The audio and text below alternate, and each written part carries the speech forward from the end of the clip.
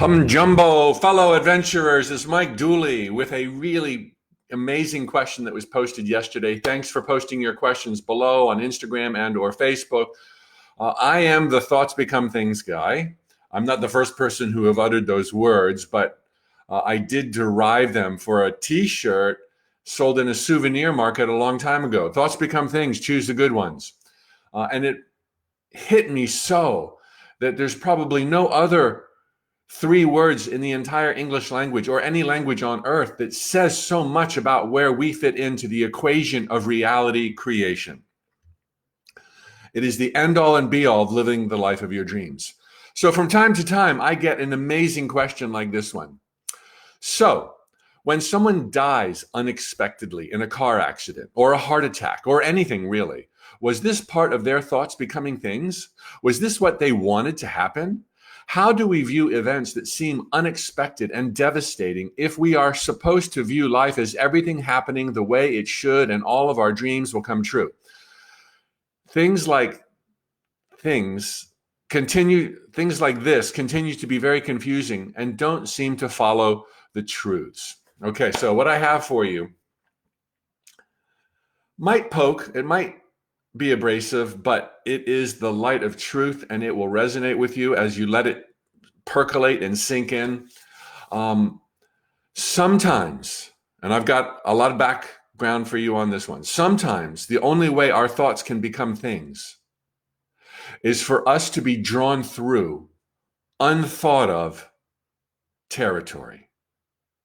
Sometimes our thoughts become things by drawing us through unthought of territory. Otherwise, they couldn't become the things and events of our lives. As an example, an analogy, I live in Orlando right now.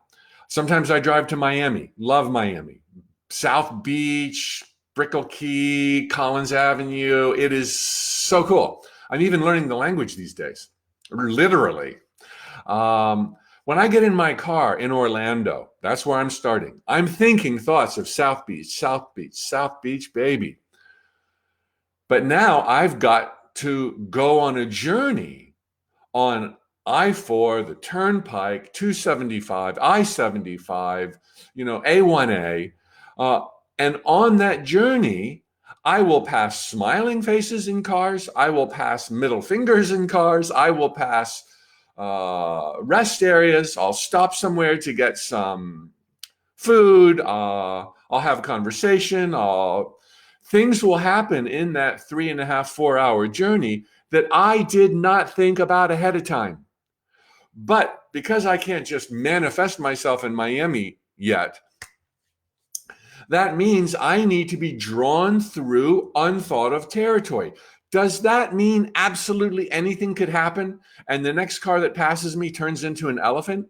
No, this does not mean anything could happen to anybody.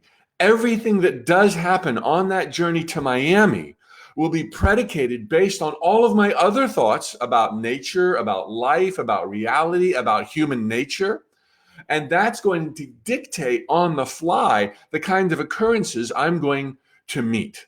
Okay, so sometimes our thoughts, for them to become things, need to draw us through unthought of territory. Therefore, in your life, whenever the unexpected, and I've got a lot more coming, whenever the unexpected lands on your path, the unthought of, it is always, triple underline, dangerous word, it is always a stepping stone in a journey to a further destination that you had been thinking about.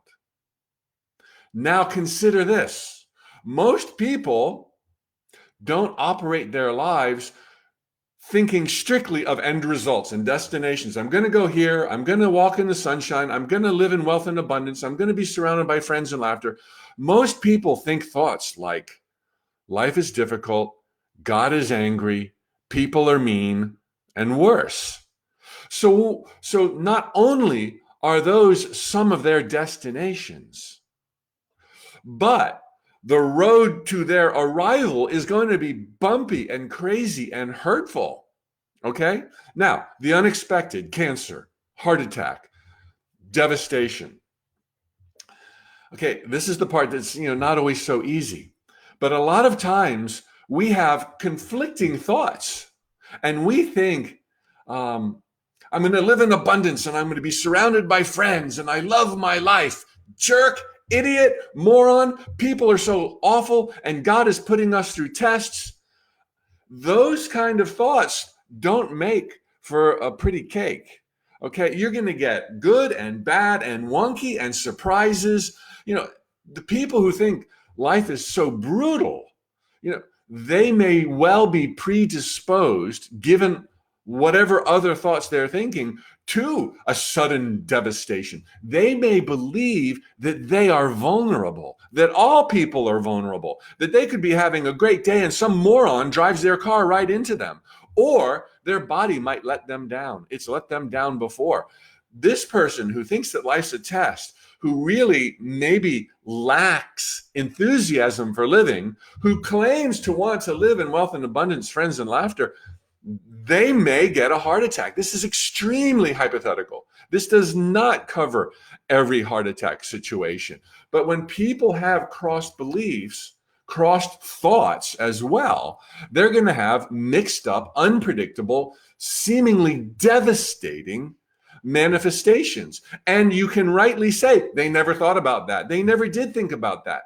But it made possible for them to live in a world that they thought existed where they are vulnerable, people are jerks, and God is angry. Think of another situation here. It is well known that there is a correlation, well known to metaphysicists, a correlation between cancer and anger, cancer and emotions, cancer and denial.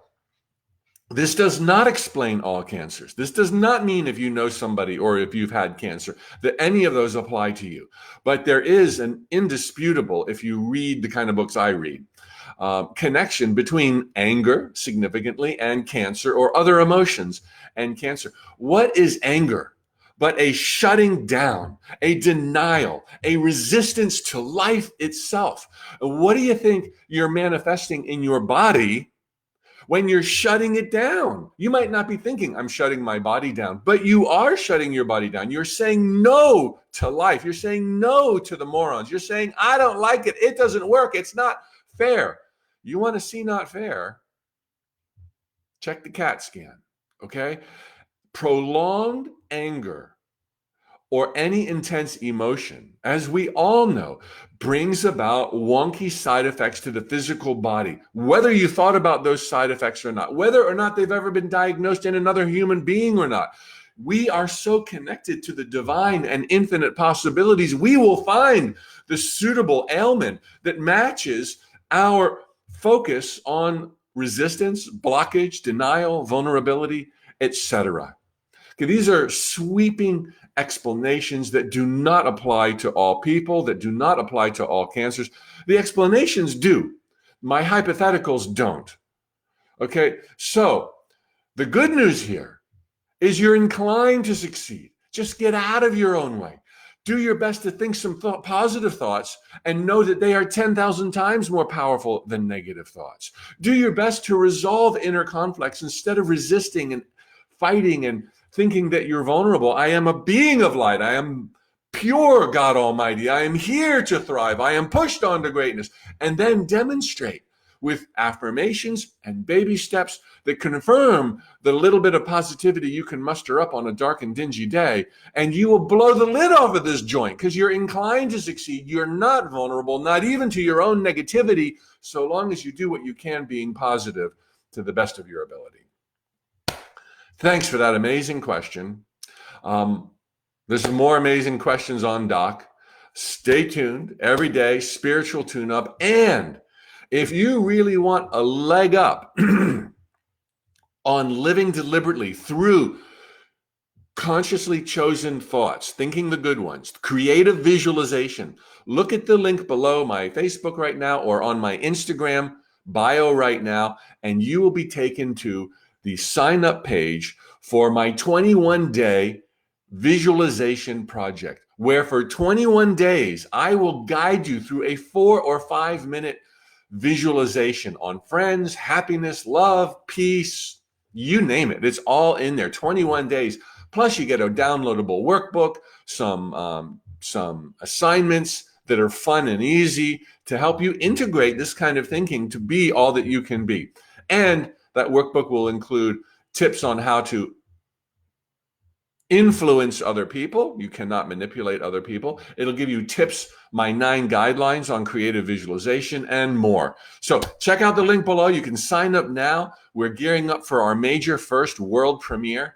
And it's virtually free. Okay, it's normally $49. We're going to let you pick the price. You pick the price. Check the link and see what I'm talking about. Thanks for your time. Thanks for giving me the wind beneath my wings. Okay, everybody, tally ho.